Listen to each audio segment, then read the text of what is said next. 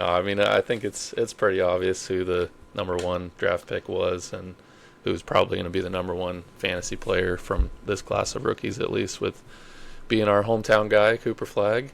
Pretty Yeah. excited about him. I obviously watched him a lot in college and was pretty surprised when the Dallas pulled off the number one pick, and a lot of chance for the NBA being rigged.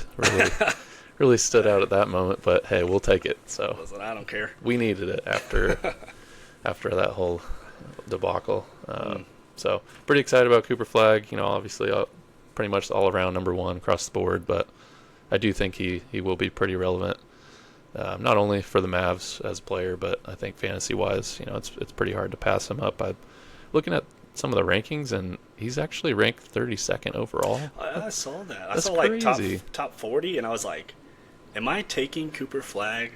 I know he's like just hometown. Am I taking Cooper Flagg over like even like a PJ Washington, who I No, know is going to that's give me 17 and 8 and so? yeah. I mean, I do get the hype behind him, but I'm just if I have to take him there, I probably won't end up with him in a lot of leagues. But I No. mean, obviously he's got the potential. It just depends on how they use him. But I'm not convinced, like you said, with other guys. Hopefully AD being healthy. I know that's kind of those two things don't go together. But with him and PJ and a lot of other forwards that we have, I just don't know if I see a top 40 campaign off the bat. But Certainly, I'm not.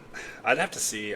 They haven't come. I haven't looked at a whole lot of mock drafts and stuff. I don't see him as like a. I don't know what his fit is in Dallas. I don't know what he is. He's a rookie, so he's going to get off to a slow start already, and then you have to deal with AD is going to get all the touches. I mean, at the beginning, and who knows what they're going to do.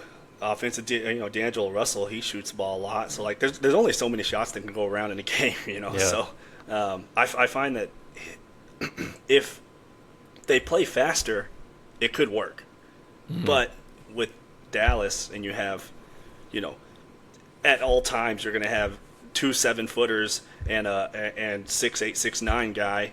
Like you're not, and Klay Thompson he's not running the floor. So who's pushing the ball to get him easy points in fast break?